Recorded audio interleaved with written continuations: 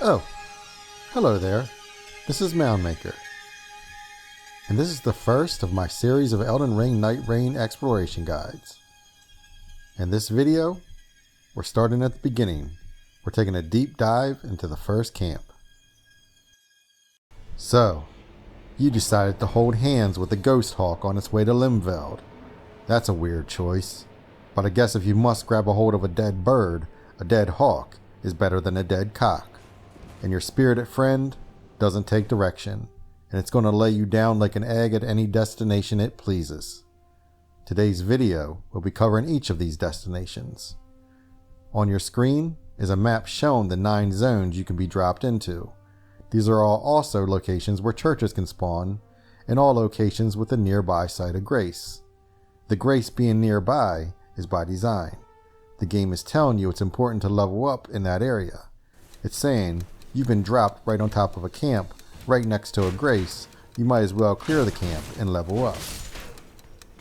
I did extensive time testing, and regardless of if you are with a team or solo, it will typically take you between 15 and 30 seconds from when you're dropped into the world to when the last enemy body is dropped out of it. The enemy composition, the character you are using, a little bit of RNG, and your skill will be the main factors determining which end of the time scale you end up on. Most areas where you can be dropped I'm indifferent to, but my favorite is when dropped into Zone 7. You can be dropped into a church here or a normal enemy camp. Either way, the reason that it's my favorite is that you can reach level 3 with only a little more time and effort by attacking nearby enemies.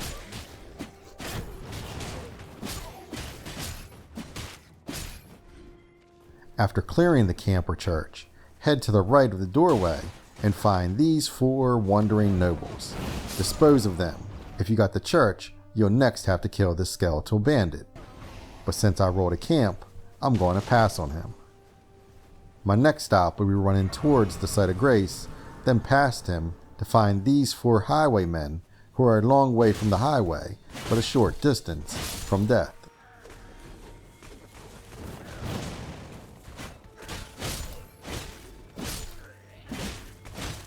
My final stop is to turn around and head back to the site of grace. It's now about a minute and a half since touchdown, and I'm at level 3 with very little effort. Now, I'm not going to cover every camp zone because the enemy composition changes, so the zone isn't that important to the camp unless you're discussing points of interest that are in the area, but that discussion will be saved for a future episode. So let's move on to something that is important to this episode. Camp composition. There's a total of 8 first camp enemy compositions. The first camp type is rats and demi-humans. This camp layout has 2 rats near the front entrance, 2 rats near the back entrance, and 2 demi-humans near the center. The rats can occasionally be hard to hit using some attacks, so make sure using attacks with good tracking to dispose of them. The demi-humans offer 1200 XP, the rats only offer 960, giving the camp a total of 6240 XP to be had.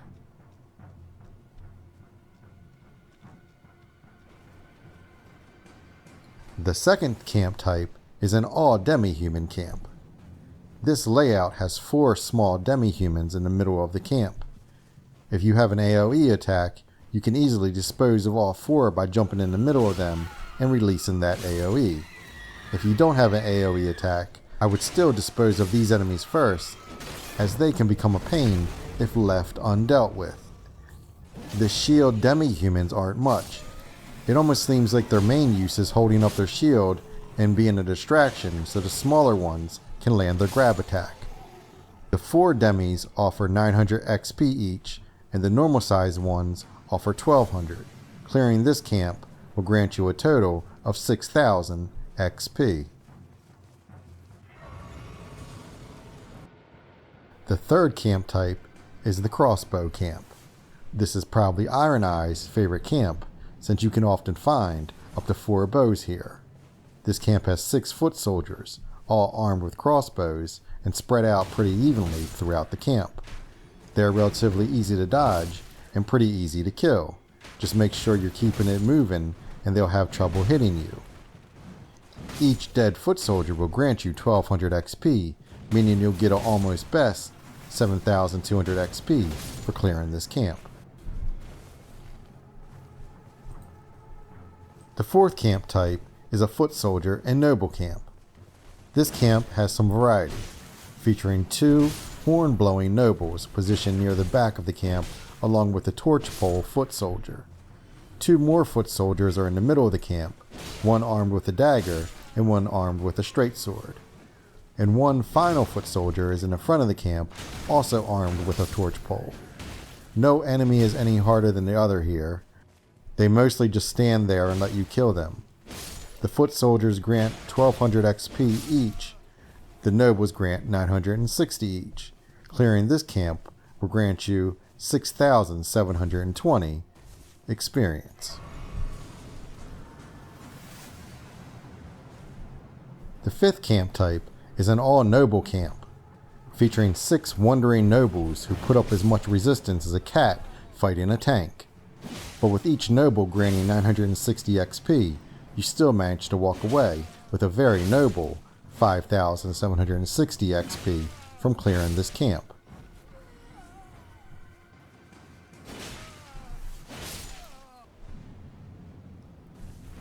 The sixth camp type is the broken down caravan camp. This one is going to be most meta players' favorite camp, as it has a high chance of there being a stone sword key tucked into the back of one of the caravans. This camp features 2 pike-wielding foot soldiers who can sometimes put up a trivial amount of resistance by engaging with a charge attack, but it's unlikely to kill you before you kill them. There's 3 normal wandering nobles and 1 that turns himself invisible. The foot soldiers grant 1200 XP each, the 3 normal nobles give 960 XP each, and the invisible noble for some reason only grants 600 XP, giving a total camp value of 5880 XP and 5280 XP if you can't find or don't want to waste your time fighting Mr. Casper. The 7th camp type is an all-commoner camp. Although this camp grants the most XP for clearing it, it's likely going to take most people more time than any of the other camps. The reason is the enemies are spread out with structures shielding them, so you'll have to hunt each enemy down. It's not much of a hunt, but it's still a hunt. They only grant 960 XP each, but with 8 of them being on the scene, that's 7680 XP to be had for clearing this camp. This camp is also a good place to find incarnations.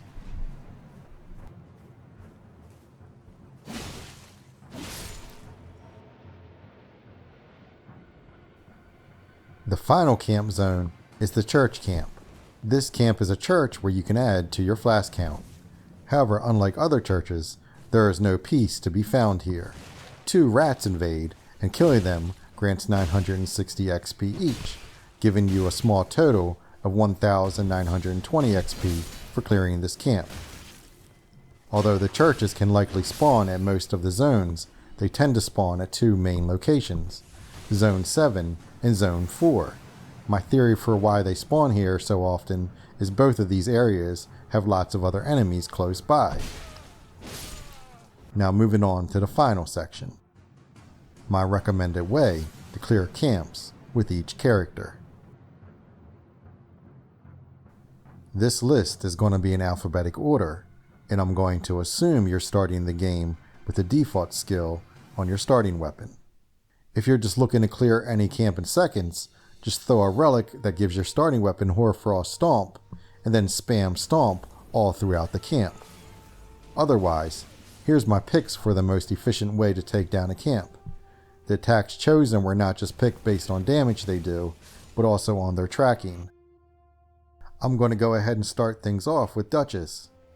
Make sure you use your weapon skill attack first, then just spam either one-handed or two-handed light attacks until your target is dead.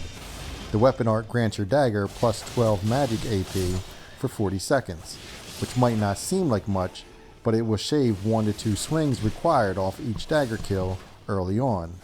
Such a small buff becomes irrelevant late game, but early game it's essential to take down targets quicker. Next up we have Executor, whose best mob killing attack starting out will be his weapon skill, Heavy Attack.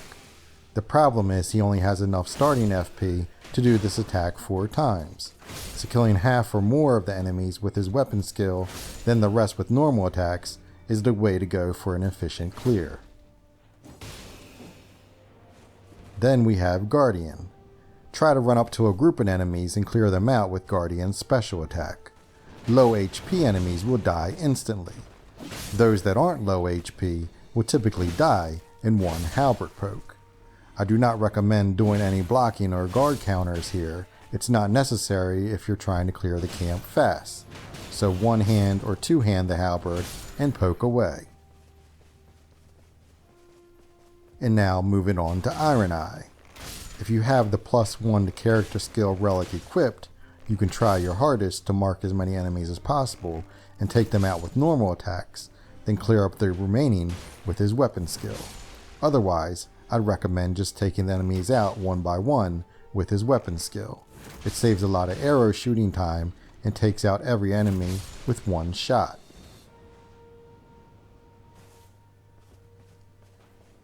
Then we have Raider. Raider has a two-handed running strong attack that is great for closing gaps, but it has pretty poor tracking if the target is moving a lot. You mainly want to utilize this running strong attack at the start of your attack on the camp, as well as to close gaps that have some distance. Otherwise, just simple two-handed light attacks work best as they deal enough damage to dispose of enemies quickly with raw power. Unless you feel like it'll hit multiple targets, there's no real reason to utilize Raider's special, as it'll take longer to deal damage with the special than it will just doing normal swings. Moving on to Recluse. Recluse may be the best camp clearer with only Guardian being her competition. All you need to do with Recluse is spam their arc spell against groups. Since it can hit both targets around and behind your intended target, you can clear camps in seconds if the enemies are grouped up and you're close enough. For smaller enemies like rats or demigods, it can sometimes be hard to hit them with the arc, so use the pebble instead if you're struggling. Just make sure you keep your distance. Things can get real bad real quick. I'm talking an embarrassing first camp death if you let a small target get too close to you. And second to last, we have Revenant. For Revenant, you want to two-hand your claw and summon Frederick the minute you step foot in the camp. Then go to the opposite side of the camp that Freddy is on and make sure you Kruger enemies along the way. By the time you finish every enemy on your way and turn around, there should be nothing else left. The claw's two-handed normal attacks have great tracking and distance. Them, along with your summons, are all that you need. And finally, we have Wilder. With Wilder, utilize your grappling hook to completely delete low HP enemies, or at least pull enemies to you and leave them within one hit of being dead. Because Wilder has a pretty dynamic moveset, I did do time runs using each move, and normal one-handed light attacks still won out.